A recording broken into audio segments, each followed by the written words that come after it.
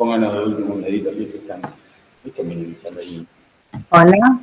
Oli, ¿cómo andas, Sandra? Muy bien. Me alegro. Me alegro porque eso quiere decir de que se escucha.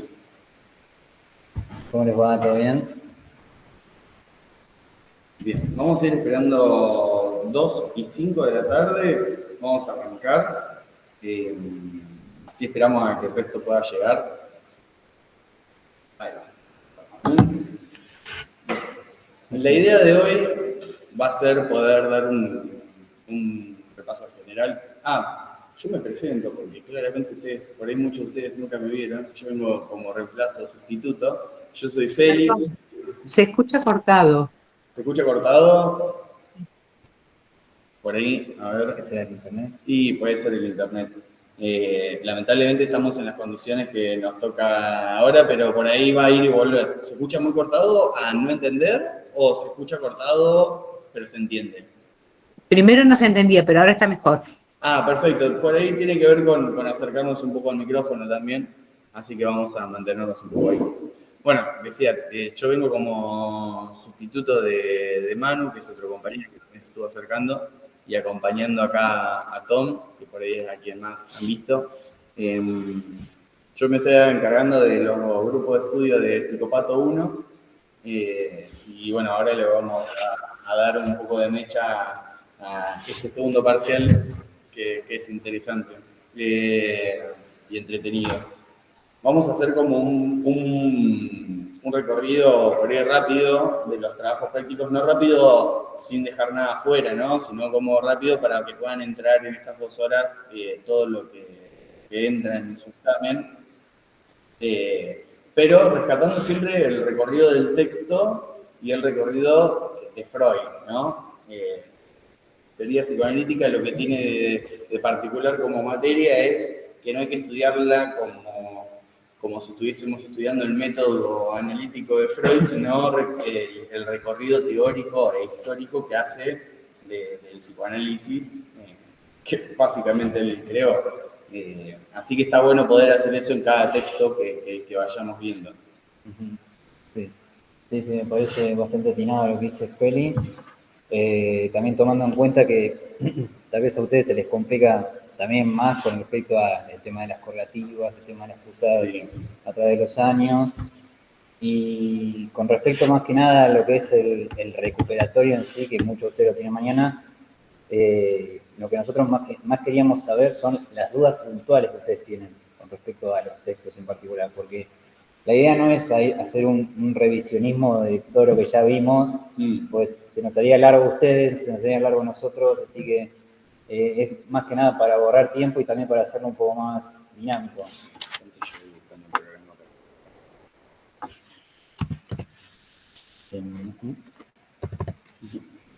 Saltó Binance. Si no en el drive, porque va a estar en el drive de la... ¿Está acá? De la Cabrecha. Sí, permiso, ¿no? No sé dónde estaba lento. Claro, ese es claro, más de... No de bibliografía. ¿O no? ¿Qué querías buscar? El programa. Así lo teníamos a mano, así hacíamos... Sí, porque me parece que estos son materiales de cátedra, no de bibliografía. Igual podés ir directamente. No, permiso, no. ¿Puedo?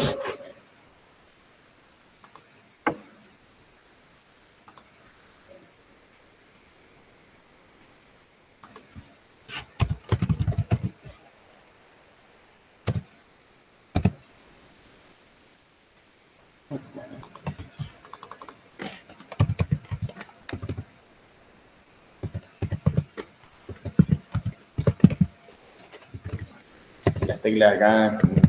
Algún día.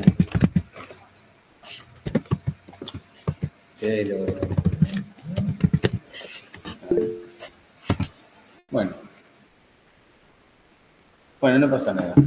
Empecemos con... A ver, acá hicieron una pregunta. ¿Cómo? Una pregunta. ¿Van a hacer un recorrido por cada tema o podemos ir preguntando? Pueden ir preguntando también si quieren. No sé, depende. ¿Qué prefieren ustedes? ¿Que sea más consulta o que sea más de recorrido? Y vamos frenando si hay dudas. O nos van frenando ustedes, ¿no? Las dos cosas, listo, perfecto. Vamos a arrancar con el recorrido y donde ustedes tienen dudas, nos interrumpen, pueden interrumpirnos. ¿Había alguien levantado la mano? Sandra habría levantado. Sí, pero era para decir lo mismo, que podían ser las Listo, dos cosas. perfecto. Bueno, entonces vamos a dar inicio. Bien. Perfecto. Bueno, voy a arrancar yo un poco con el primer texto que tenemos, que es uno de los más importantes, que es 3 ensayos de la teoría sexual, donde Freud va a arrancar el texto posicionando un poco por qué está revisionando la sexualidad infantil, ¿no? Y cuál es el motivo de la problemática, ¿no? Él se encuentra con que hay una opinión popular sobre la pulsión sexual que faltaría ser investigada en la infancia, ¿no? La opinión popular era que no se asociaba infancia con sexualidad. Entonces, como no se asociaba, nunca se tomó como objeto de estudio. Bien, Yo me encargo. por un lado está el objeto sexual, que es la persona a la que parte la atracción sexual, y metasexual, que es la acción hacia la cual esfuerza su pulsión. Eso es por lo cual Freud va a decir, hey, esto pasa, está bien, en la pubertad, esto pasa en la adultez, pero bueno, de algún lado tiene que salir esta construcción. No puede salir de la nada, sobre todo porque en mi teoría yo estoy hablando de que la violencia sexual infantil es muy importante. Con lo cual, él va a tornarse a hablar sobre un concepto que es la amnesia infantil. ¿De dónde sale este concepto de amnesia infantil y por qué se asocia con lo anterior? Fácil. Dice que en los primeros años hay algo del olvido del infante, en el cual es reprimido según que sería el destino del neurótico. El neurótico va a hacer que eso de la amnesia infantil sea lo reprimido para el neurótico. Lo que va a tener acá es que hay la existencia, dice que ocurre los primeros años de vida, y estas situaciones que se generan en la amnesia infantil van dejando impresiones olvidadas que van a tornarse como forma de huella en nuestra vida anímica y que pasarán a ser determinantes, que van a tomar un valor mucho más importante más adelante. Ahí empieza a diferenciarse con el valor cientificista que había en ese momento, el cual negaba la sexualidad en el infantil y decir, bueno, voy a empezar a hablar de lo mismo que se habla en la adultez, en la adolescencia, pero en mi teoría. Por eso va a ser todo este recorrido. Cosa importante tener en cuenta, que Freud en el texto no va a nombrar siempre amnesia, no va a nombrar ese concepto de amnesia, sino que va a nombrar un concepto que se llama prehistoria. Cuando Freud habla de prehistoria, habla de ese momento previo al desarrollo del yo, previo al periodo de latencia, en donde hay muchas de las cosas que van ocurriendo ahí que son olvidadas, pero que dejan una huella, un sedimento. Por eso hablar de prehistoria. Bien. No me quiero adelantar con esto, porque en el texto de 3 ensayos lo que ustedes tienen es que por ahí van a empezar a hablar del periodo de latencia antes de hablar de las esterilizaciones sexuales infantiles. Así que lo que vamos a hacer es ordenar ese texto, que es lo que Freud no pudo hacer. Sí. Va a ser ordenar ese texto.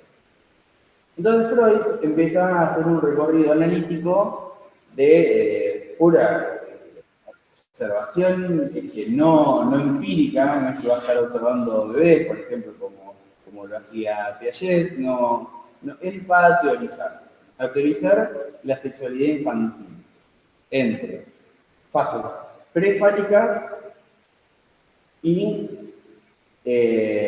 una fase genital con ya primado del falo, que eso lo vamos a ver como más adelante. Donde en el medio va a nombrar el Edipo, donde van a ocurrir el sepultamiento del Edipo, donde también va a ocurrir el periodo de latencia, que están asociados, y donde nos va a hablar de cómo es que va llegando el infante a eso. Freud comienza con el chupeteo como una de las observaciones No. O sea, observaciones Yo lo, totales. yo lo utilizaría como exteriorización. Exteriorización. No, observaciones por parte de Freud, ¿no? Sí. Sí, pero una exteriorización de la sexualidad infantil. Sí. Bien, entonces, una de las exteriorizaciones sexual infantil habla del chupeteo, que es este contacto de succión con la boca, particularmente los labios, que tiene la característica de tener una repetición rítmica, que no tiene un fin de nutrición. Eso es importante que lo tengan en clave. ¿Por qué? Porque hay una cuestión en donde hay una búsqueda de placer asociada a lo vivenciado y recordado, que es la primer, ¿cómo se diría? No es bocanada, pero la primera succión y la primera alimentación de la leche materna, el cual va a llevar a que el niño exteriorice la búsqueda de esa satisfacción con ese chupeteo. Vos también andás. Sí, obvio. Va bastante bien. Bien. Acá Freud va a introducir el concepto de autoerotismo, que es esta pulsión, ¿no?, que está dirigida y se satisface en el cuerpo propio, ¿no? Los labios del niño se componen como una zona erógena, palabra importante. Hasta ahora, bueno, autoerotismo propio. Zona erógena es el lugar puntual donde justamente está esta erotización, esta satisfacción. Y al principio, esta necesidad de repetición era por la alimentación, pero el quehacer sexual se va a apuntalar, es decir, cuando hablamos de apuntalar, se va a colocar en un lugar, en una posición, en una función de conservación de la vida. Y solo más tarde se va a independizar de ella. Acá podemos retomar un poco lo que vemos en la introducción al narcisismo y la importancia sobre este momento, este periodo de autoerotismo y de zonas erógenas, porque también ahí se está formando el yo, ¿no? Se está conociendo. Freud creo que decía algo así como que el niño conoce a través del chupeteo el mundo. Bueno, el mundo exterior, no es que tipo chupa una pared y sabe que es una pared, sino el mundo. ¿Por qué? Porque empieza a reconocerse como yo de a poco y se va formando eso. Y esto de que habla de que se independiza de de la zona erógena apuntalada, porque ya empieza a reconocer este yo no yo. Entonces va a poder empezar a apuntalar esa pulsión autoerótica a algo que después vamos a ver más adelante. Acá la meta sexual infantil va a consistir en producir la satisfacción mediante la estimulación de esta zona erógena que ha sido escogida. Para que se cree la necesidad de repetirla, la satisfacción debe haberse vivenciado antes. Es decir, esto que hablábamos de la alimentación. Bien.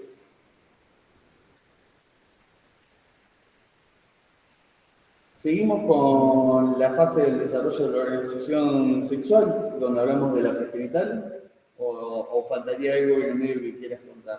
Sobre la sexualidad infantil, ya para hacer por ahí una recopilación ya de lo que viene hablando Félix, estuvimos hablando del autoerótico, estuvimos hablando del apuntalamiento, pero sobre todas las cosas que por ahí medio como que también no quedó tan claro, es el tema que las pulsiones parciales se caracterizan por tener un primado en una zona erógena en particular, ¿sí? Cada pulsión parcial se caracteriza justamente por tener una parte del cuerpo libidinizada, ¿sí? No tiene esta particularidad de la sexualidad adulta que está todo bajo el primado genital.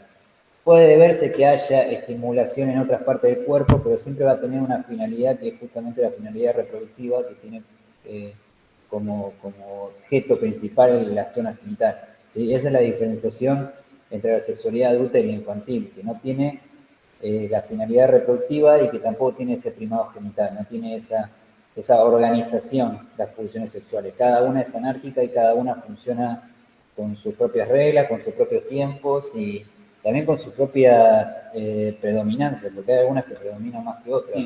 Esa también es la particularidad de la sexualidad. O sea, no es que a todos nos atraviesa de la misma forma. Eso también tiene mucho que ver con el tema de la constitución de las perversiones, ¿sí?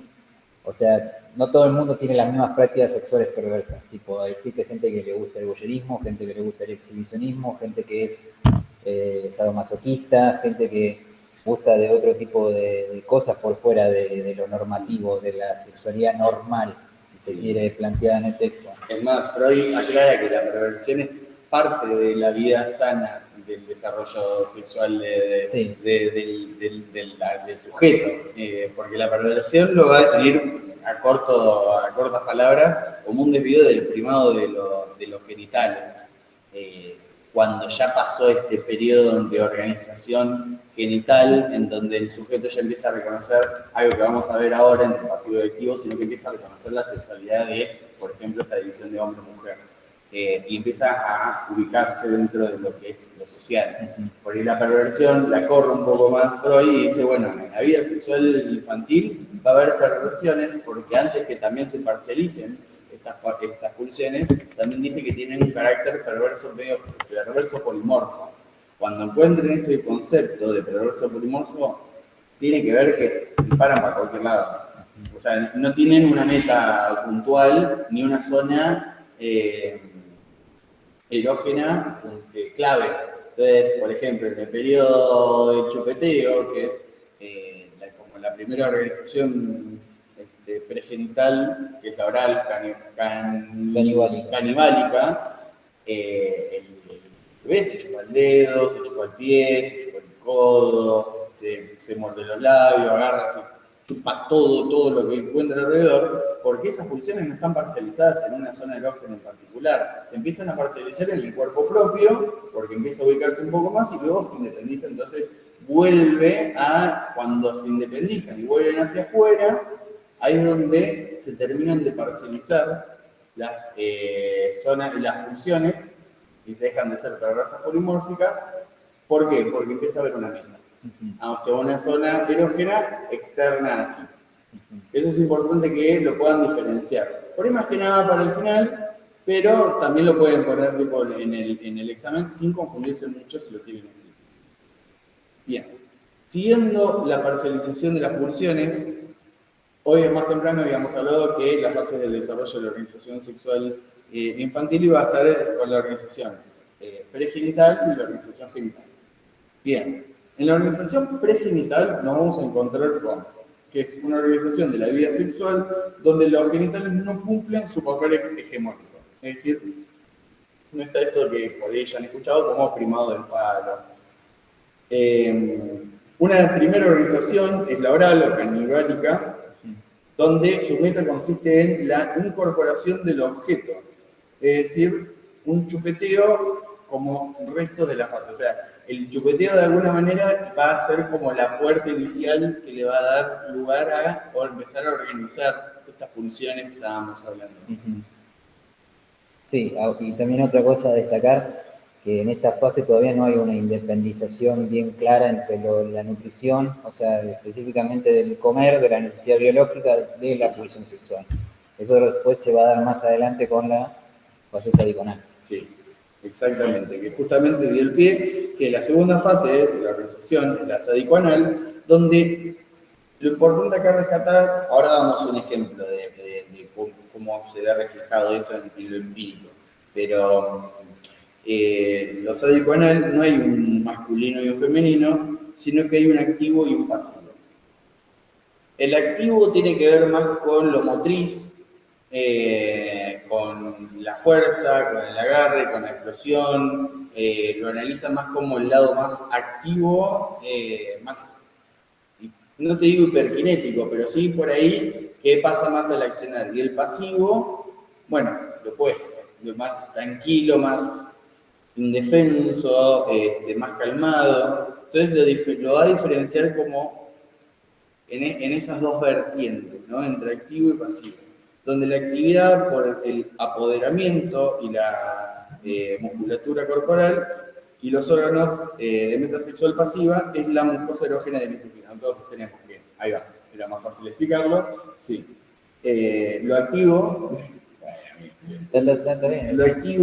tiene que ver justamente con esto de lo agresivo, sí, pero también con el apoderamiento de algo y el control y el manejo de lo que el niño va a poder hacer. Y lo pasivo tiene que ver con lo que ocurre por ahí también adentro. Por ejemplo, esto de que habla de la mucosa erógena del intestino, tiene que ver de que en esta etapa hay mucha retención. de ese tipo Sí. de ¿cómo se dice? De ese, por ejemplo. Sí, que el niño tenga cierto placer por mantener las heces durante mucho tiempo y después expulsarlas. ¿Sí? Como que tenga esta práctica sexual de manera compulsiva, se ve demasiado a esta, que más o menos, para poder que usted la puedan ubicar en edad, tal vez pueda ser entre los primer y segundo año de vida, Sí. de muy temprana edad, ¿no? Ustedes recuerden que cada parte de la organización también va dejando una huella, entonces después cuando vean, no sé, el caso Hans, van a ver cómo por ahí esto no tiene una edad fija, sino que tiene como más marcas, Sí. que te van como retrocediendo un poco a la historia clínica del sujeto y decir, ah, mira, capaz que hubo algo no resolutivo en esta etapa. Sí, o tal vez se dio una frustración de esa práctica sexual en un momento temprano de la vida, y eso también influye mucho. La frustración sexual influye mucho en lo que es el condicionamiento sexual posterior y todo lo que es también los síntomas eróticos. Sí. Pero eso lo van a ver más en psicopatología 1. Exactamente. Bien, se está grabando, ¿verdad? Sí.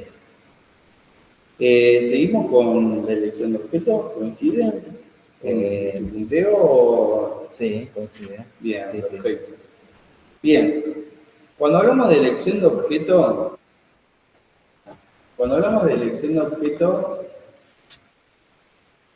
por ahí lo vamos a ver en varios momentos, ¿no? En el periodo de latencia, pasa de una manera donde se detiene o se retrocede en esta elección de objeto y pasa en la pubertad, que es ya con la confrontación definitiva de la vida sexual del sujeto. Pero lo importante que hay que saber de lo que ocurre en la elección de objeto para que el niño pueda, o para que el objeto pueda marcarlo como meta, es que haya dos tipos, Freud va a nombrar dos tipos de corrientes, una corriente tierna y una corriente sexual. La corriente tierna, ¿cómo lo explicaríamos? Y la corriente tierna yo lo llevaría más por el lado de la admiración, por el lado de tomar como un modelo a seguir, tal vez, como podría ser el caso del niño con el padre, si se lo quieren llevar al Edipo, si se quiere. Y por el lado de la elección de amor, obviamente desde el niño hacia la madre, con respecto a esta idea de poseer. O sea, usted para hacer bien clara la diferenciación de la corriente tierna y la sexual, es que en uno quiere ser o admirar, tomarlo como modelo, y en el otro poseer eso, el objeto en sí, ¿sí? Es un objeto que busca poseer y utilizarlo para obtener satisfacción, básicamente. Esa es la distinción clara entre una corriente y la otra. Con lo cual, es importante también recordar que en todo lo que es... Perdón, una consulta. Sí. En el caso de la corriente sexual que apunta hacia el poseer, sería como poseer a la madre, por ejemplo, en el Edipo. Sí. Ok. Sí, sí, exactamente. Siempre en términos de pasivo y activo, ¿no? Por eso está bien usado esto de poseer, esto del apoderamiento, ¿no? Porque todavía no hay una corriente sexual pensando en lo sexual que después va a aparecer como meta en la pubertad. Sí, que no tiene Sí, perfecto.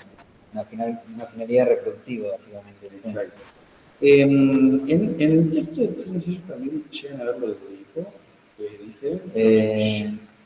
Creo que se menciona algo, pero muy por lo bajo. Yo siempre uso como articulación ese apartado para después ir para... Perfecto.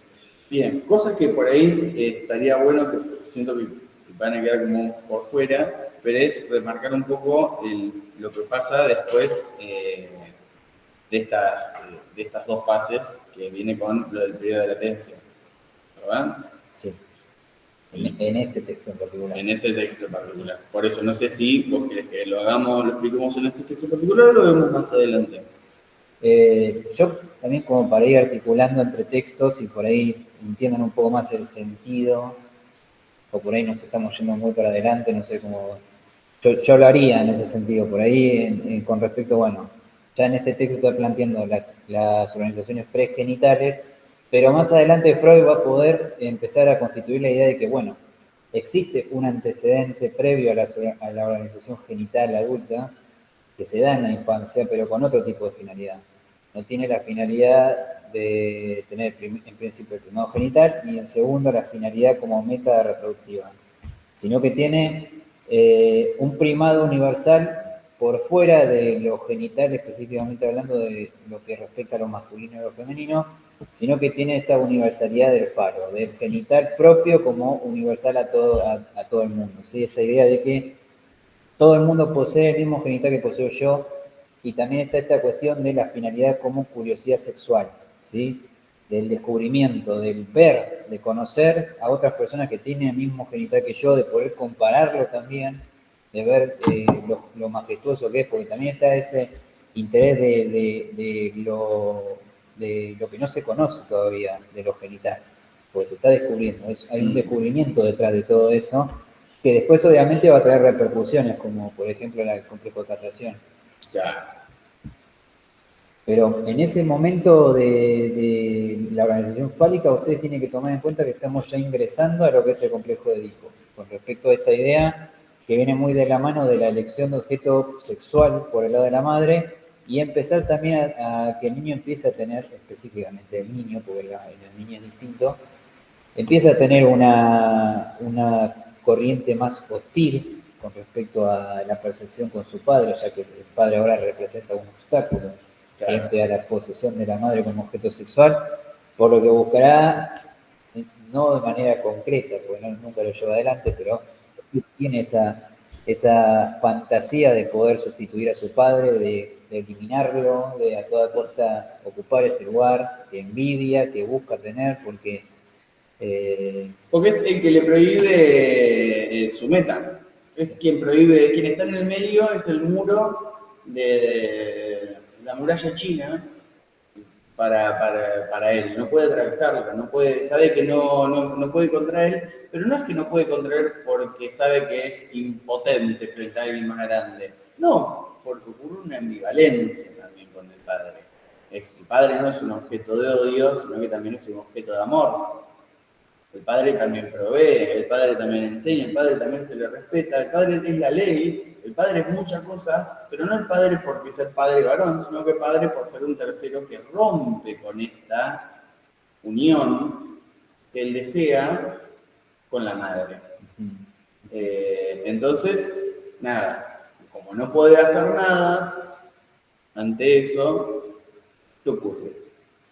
¿qué ocurre? Tengo que apagar. Sí. Yo me tengo que apagar porque no me prohíben el poder estar el poder estar con mi cumplimiento de deseo, el poder estar con mi madre, el poder ocupar ese lugar que ocupa él. Pero bueno, también lo quiero. No le puedo hacer daño. Sí, yo lo representaría más como un conflicto. Claro. Frente a lo que está sucediendo, que es el querer tomar dos caminos. Tiene dos caminos. O profundizar e ir para adelante con respecto a su deseo de poseer a la madre a toda costa, sabiendo que, como ustedes saben, el niño, llevando adelante todo este descubrimiento, esta curiosidad sexual, puede encontrar ya sea una compañía de juego, ya sea su propia madre, inclusive, que las personas hay ciertas personas que no poseen el mismo genital que poseen. Eso le trae un conflicto consigo mismo. Al principio se busca desmentirse de esto pensando, bueno, tal vez le va a crecer en algún momento, por ahí le falta desarrollarse y en algún momento va a salir, pero eso tiene patas cortas y en algún momento termina quebrándose y cayendo en la idea de que, bueno, hay gente que no posee el mismo genital que poseo yo, y tomen en cuenta que estamos hablando de chicos muy chicos, y tomando también en cuenta que en la época de Freud se solía mucho llevar adelante estos tipos de amenazas con respecto a, bueno, si no haces lo que yo te digo, te voy a cortar el pito. Viene el doctor y te va a castrar. Hay el caso de Hans, que es un caso muy particular de infancia de Freud, hay una clara amenaza que le dice, está portando mal y dice, mirá que voy a llamar al doctor R y te va a quitar la cosa. O a hacer pipí, decía Hans. Bueno, es interesante lo que pasa en ese caso porque demuestra cuándo es que sirve la castración y cuándo no, y cómo es que está asociado al Edipo, ¿no? Por ejemplo, Hans fue amenazado por primera vez a los 3 años con eso. No le importó, no le importó. ¿Pero por qué? Porque a los 3 años no había deseo en la madre, no había deseo, no estaba pasando todo el conflicto edípico que ocurría en el interior del niño. Pero ¿qué pasa cuando ya tiene más 4 años y medio, 5? De repente la castración aparece como un efecto, bueno, ustedes ya leyeron este concepto retroactivo, ¿no? Aparece después. Dejó una marca, pero aparece después. Uy, perdón. Fue la silla. A ver, no, pero bueno, con esto es importante asociar varios conceptos de lineamiento, de qué va ocurriendo. Todo va aparejado, no es que primero pasa tal, después pasa tal, en todo lo que es lo edípico.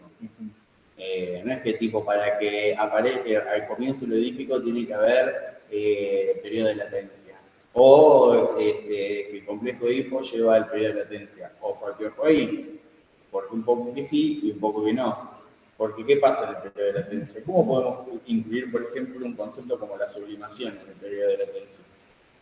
Bien, en el periodo de latencia, y también para ustedes conceptualizar cuándo termina uno y cuándo comienza el otro también, el periodo de latencia se da justamente cuando se sepulta el complejo de Edipo. Una vez que el complejo de Edipo cae y termina sepultado y los objetos de amor son resignados, ahí se da comienzo el periodo de latencia. El periodo de latencia más que nada se caracteriza en principio por la desexualización del niño. Ya el niño no es una persona sexualizada porque se empiezan a construir los diques anímicos que empiezan a funcionar como una especie de embudo, no tanto como una puerta cerrada que se cierra completamente la sexualidad, porque hay ciertas cosas que se filtran en el periodo de latencia no es infalible, siempre hay cosas que se terminan filtrando.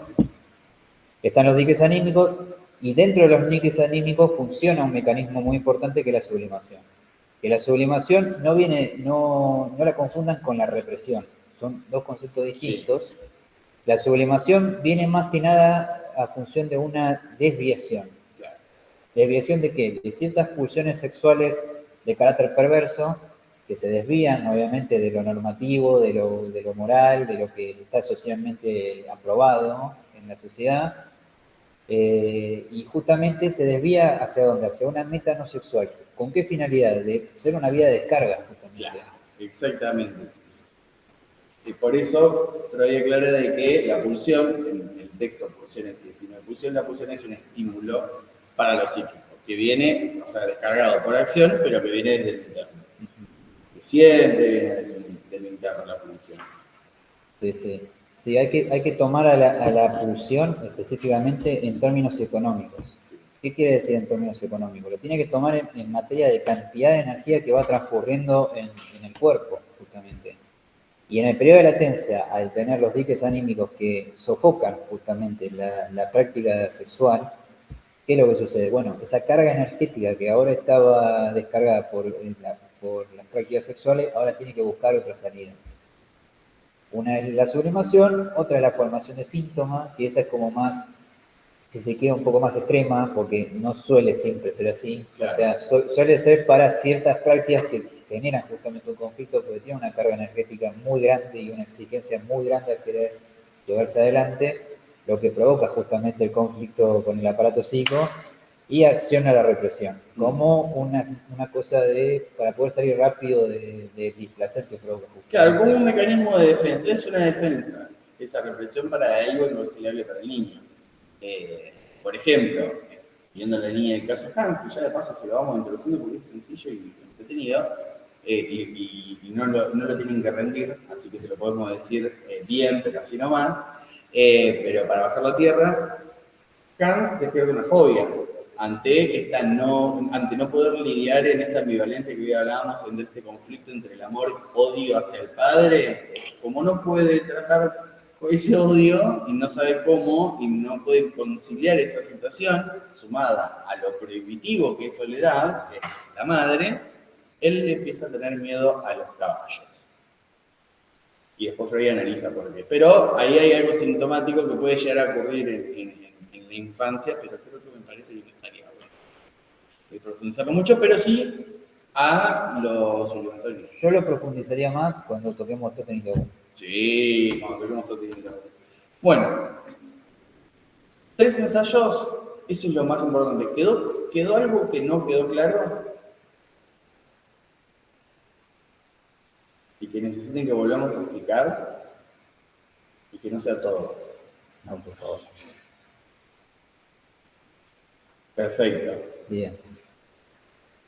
De pulsión. Perdón, chicos, perdón. Sí. No sé si los demás chicos ya lo comprendieron, pero en el segundo parcial tomaron lo de las aberraciones, Aberración. pero no sé si ya lo comprendieron. No, todavía no llegamos hasta la parte de... No tocamos el principio de aberraciones, tiene que ver justamente con la concepción popular. Ah, Claro. sí, perdón, sí. Bueno, sí, rápidamente dice que en la opinión popular la pulsión sexual faltaría en la infancia. Eso es lo que analiza, lo que ve Freud, que en la opinión popular lo sexual no está asociado a lo infantil, están separados. Y aparecería en la pubertad recién como una fuerza infrenable sobre la atracción de un sexo sobre otro, como una meta de unión sexual. Ahí está la aberración, es pensar, ¿no? Creo que es pensar lo sexual. La aberración es justamente la desviación de la norma. Claro, exacto. Dice que pensar la existencia de una pulsión sexual en la infancia que dice que se escapa del carácter de la ley, se escapa del carácter de la norma. Pensar que hay sexualidad, que hay interés sexual o estímulo sexual dentro de la infancia, hablar de onanismo o masturbación, son dos conceptos que son lo mismo, son sinónimos, en la infancia, en este momento, era una aberración para la opinión popular. No se habla de eso, ¿no? Estamos en un momento muy también cristiano, conservador, 1905, pensar que un niño se masturba y llevarlo al concepto de lo social y lo popular era una aberración. Ahí está la aberración. Sí. Y más que nada eso, como para que ustedes puedan entender lo que es pasar de justamente la aberración sexual a la sexualidad infantil. Claro. ¿Sí? Es como de manera concisa, es justamente lo que estuvo mencionando Feli. Bien. ¿Quieren que avancemos con fantasía? ¿Quieren que retomemos algo? Bien. Hay una pregunta de Bruno, dice, ¿pueden explicar un poco cómo se pasa de la occidental a lo constitucional? Justo, viene de la mano con fantasía. Perfecto. Muy bien. A mis tesis. Sí. La del papel sexual de teología de la neurosis, ¿no? Exactamente. Muy bien. ¿Querés arrancar vos o...? Sí, Dale. puedo arrancar yo tranquilamente, bien. Bueno, en mi tesis de teoría sexual, básicamente lo que Freud empieza acá a exponer un poquito, en principio es hacer como una recopilación de la teoría de la etiología de las neurosis que ya venía confeccionando en 1896, con respecto primero a la diferenciación de las neurosis simples con la psiconeurosis, que el punto más fuerte que usted tiene que tomar ahí del principio del texto es que previo a este texto, Freud la conceptualizaba en términos de vivencias sexuales ocurridas en la infancia, vivencias reales, ocurridas por alguien externo, que alguien lleve adelante una práctica, ya sea una seducción de parte de un adulto, por lo general, que o sucede, mirar el coito o mirar a los escuchar. padres teniendo sexo, o viendo también animales teniendo sexo, ese tipo de cosas, o justamente también la amenaza de la castración, que son tres. Son justamente tres, que son justo las que más predominan dentro de lo que son a lo largo de todos los análisis que estuvo haciendo Freud a lo largo de estos 10 años. Freud se encuentra una gran frecuencia de este tipo de vivencias, lo que empieza un poco también a sospechar con respecto a, bueno, ¿será verdad que todo el mundo, no todo el mundo, sino una gran porción de mis pacientes atraviesan por ese tipo de situaciones? Y Freud empieza un poco a cuestionarse eso, ese papel de lo real, de la realidad material que suceda justamente eso.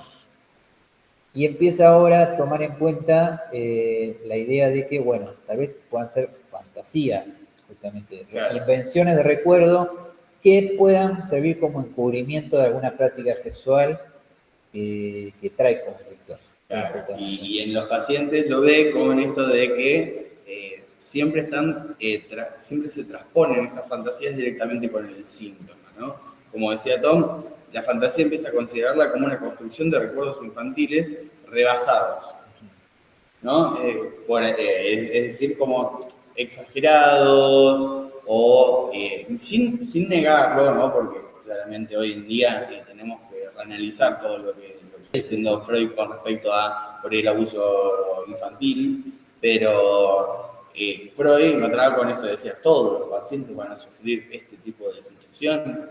Bueno, puede ser que sí, pero también Freud dijo que muchos de estos estaban sobreexagerados y mucho de esto, para darle sentido a la situación inconciliable del momento,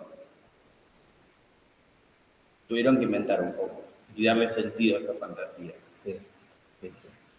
Bien. Lo accidental, por ahí, para que quede claro, porque yo lo nombré, es este encuentro con estos tres tipos de fantasías. Sí, y específicamente que los niños tengan que atravesar por una situación, o sea, con un otro, que lo lleve como una especie de vivencia sexual prematura, que sea justamente previo a la conformación de la sexualidad adulta. Tomemos en cuenta, por ejemplo, no sé, textos como el del caso Emma específicamente, previo a 3 ensayos, previo a toda esta teorización con respecto a los postulados de la sexualidad infantil, las prácticas sexuales infantiles. Freud tomaba la idea de que estas vivencias sexuales infantiles justamente tienen el factor traumático por ser prematuras, por introducir en el comercio sexual a niños que básicamente todavía no están preparados para sobrellevar esas situaciones, que después justamente con el efecto Nastralich, como vimos en el caso de Emma, llegada a la pubertad empieza a tener ese retorno justamente por el enlace entre un recuerdo y el otro y darle justamente ese efecto traumático. Esto cambia con respecto a la llegada de lo que es la pulsional, con la llegada de lo que es ahora también la fantasía como eslabón intermedio entre lo que es la práctica sexual y el síntoma específicamente, que justamente viene a demostrar que el factor accidental no es totalmente predominante. ¿Es importante? Sí. Sí. No lo desestima Freud, pero empieza a tomar en cuenta otras situaciones, que es lo constitucional. Sí, pero o sea, sin separarlo, porque No, obviamente, asociados. están asociados uno con el otro, pero empieza también a tomar importancia la cuestión constitucional. ¿Qué es lo constitucional? Justamente lo que veníamos hablando, que es el atravesamiento de toda la historia libidinal del niño, ¿sí? De las prácticas sexuales que lleva adelante, ya sea una más predominante que la otra. Justamente me retomo un poco también lo que decía Feli, de que justo estas prácticas sexuales dejan huella, son un sedimento y condicionan las prácticas sexuales en la adultez. Justamente viene también eso con la mano, con lo constitucional, con lo que se constituye desde pequeño. Sí, lo la vida sexual del adulto, claro. Porque, o sea, para resumir en cuenta, es cómo se va a ir desarrollando a través de las secuelas que dejó lo accidental, que será la práctica sexual infantil, como para... Claro, y también, para que ustedes tomen en cuenta, Freud ahora empieza a pasar del trauma infantil al infantilismo de la sexualidad. Claro. ¿Qué quiere decir con infantilismo de la sexualidad?